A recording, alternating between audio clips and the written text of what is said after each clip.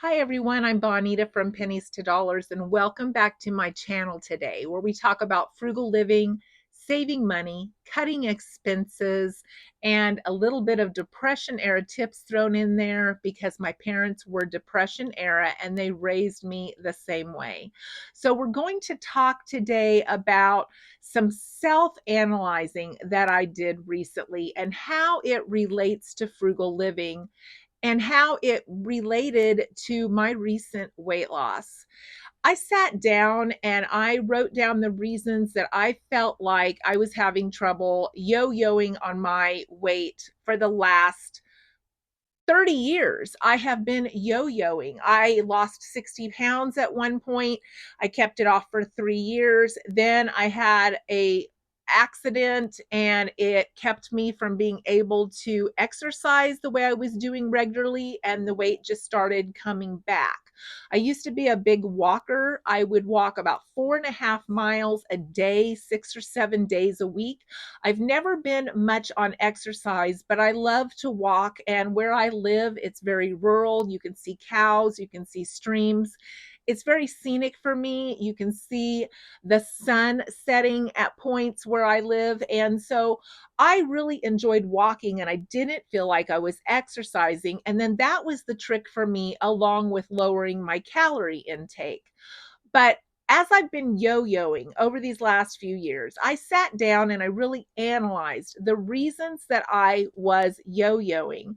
And when I looked at that, I thought, you know what? These apply to money as well.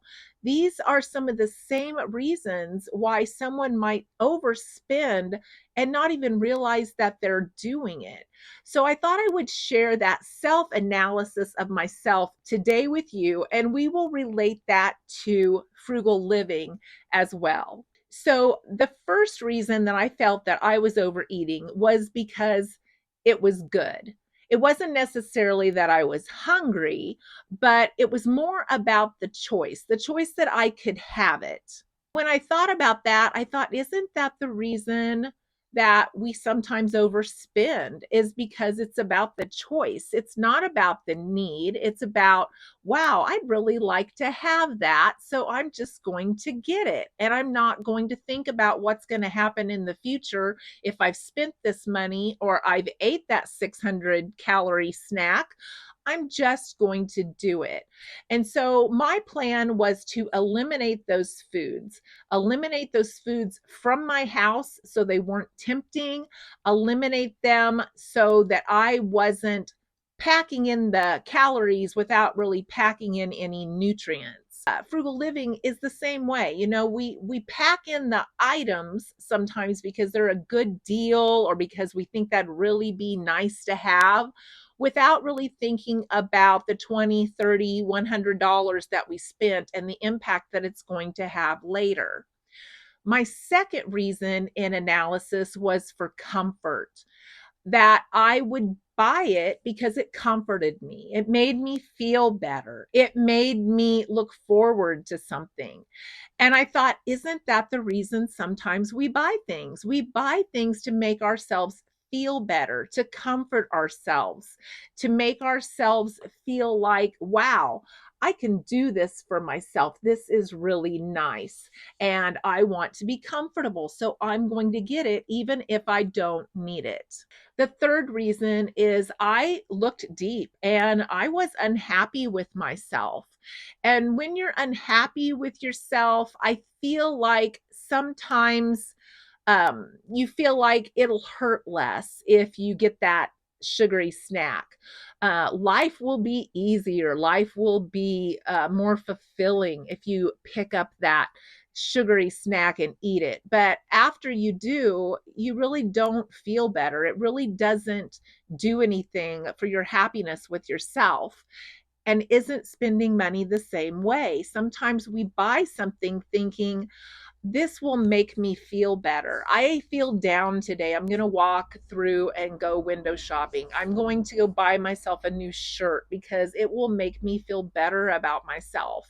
And then you get it home and it really doesn't do that. You might feel good the first time or two you wear it, but then you're back to feeling unhappy and not feeling like that shirt really fixed the problem.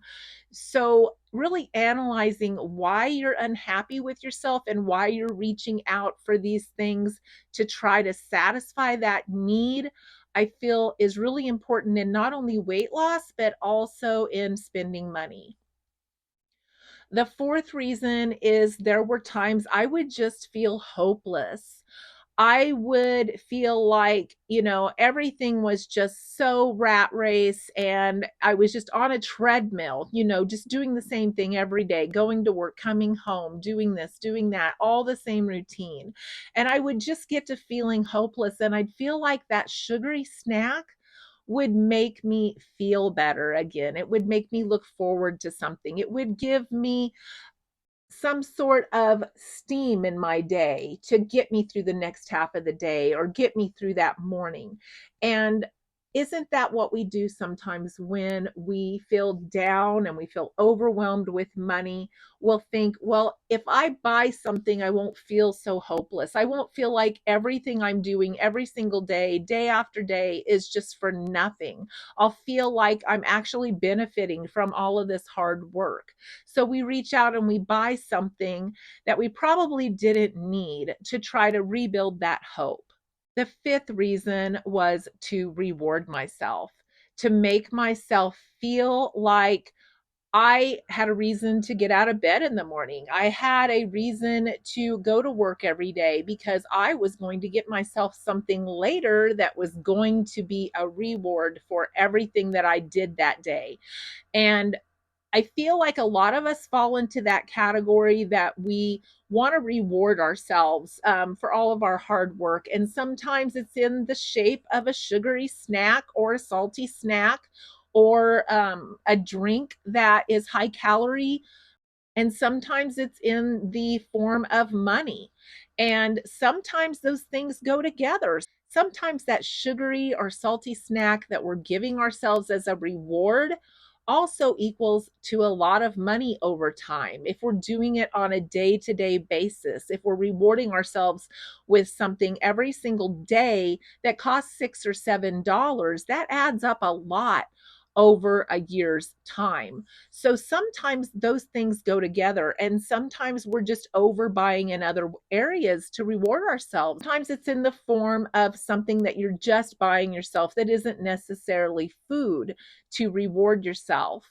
And those things really add up over time. And I don't think we realize how often in a year's time that we're looking to reward ourselves for everything we're doing and how much that really adds up to. And sometimes getting that sugary or that salty snack to reward ourselves is equal to the spending of the money. Maybe we're buying ourselves something every day that's $10 or $15 if we're going out to eat, or we're grabbing something and we're putting all those calories into us because we're thinking, well, we work so hard. It's okay to do that every single day, not thinking about that we probably just ate 3,000 calories or 600 calories on something that might have been, a 3,000 calorie lunch would be like our whole daily intake. So, sometimes we don't think about how that adds up, as well as how much those daily costs add up in a year's time, that we could have used that to maybe get ourselves into a better position so that we had more money and we had less weight on us. One of my biggest ones was stress.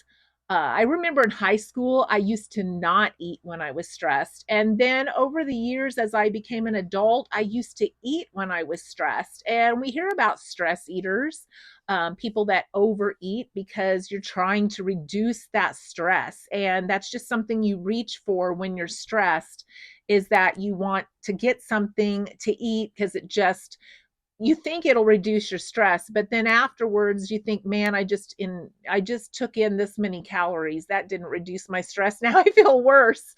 But it's the same way with spending money. Sometimes we think if we go out and we buy something, it will reduce our stress, and it becomes our coping mechanism to try to reduce our stress by buying something. Another very big reason that I would overeat is I was bored. If I was bored, I'd get something to eat. Uh, Along with avoidance, if I didn't feel like I wanted to do the tasks that I needed to do, I'd grab something to eat, because if I was eating, I felt like that was a reason that it would put me off a little bit until I had to do that. Or if I was bored, it was something to do, right? Something to do, to sit down and eat something and take a break. So, yeah, avoidance and boredom for me were two big reasons why I would grab something and overeat.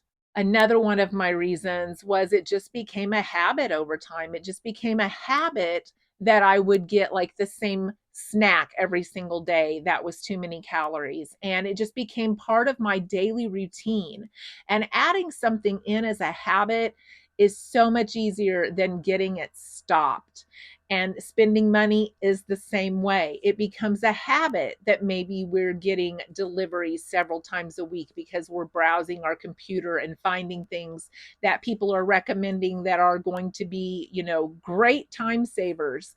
And then over time, we end up with a lot of these things that probably didn't work quite as well as we thought they were going to when we saw that great commercial. And then we get them into our house, and then we have all this stuff that we spent money on that really just wasn't. It was more of an impulse thing that we did than really stopping and thinking about it. And like I said, the habit of grabbing something every single day is also an impulse thing, but it becomes a habit. Then this one is going to sound crazy, but it almost became a hobby.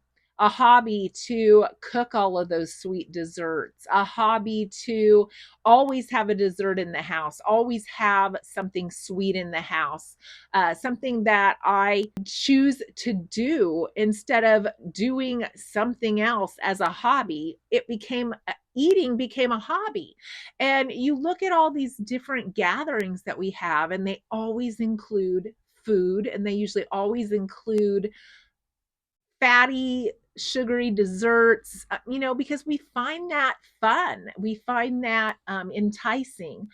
And shopping can become a hobby. Doing things that cost money, going out every Friday night, can kind of become a hobby. And so we have to really think about, is this really benefiting my goals? Is this really something that I want to be putting all of my time, my energy, my calories into, or would I rather go another direction? And then the last reason that I identified in myself was a scarcity mindset.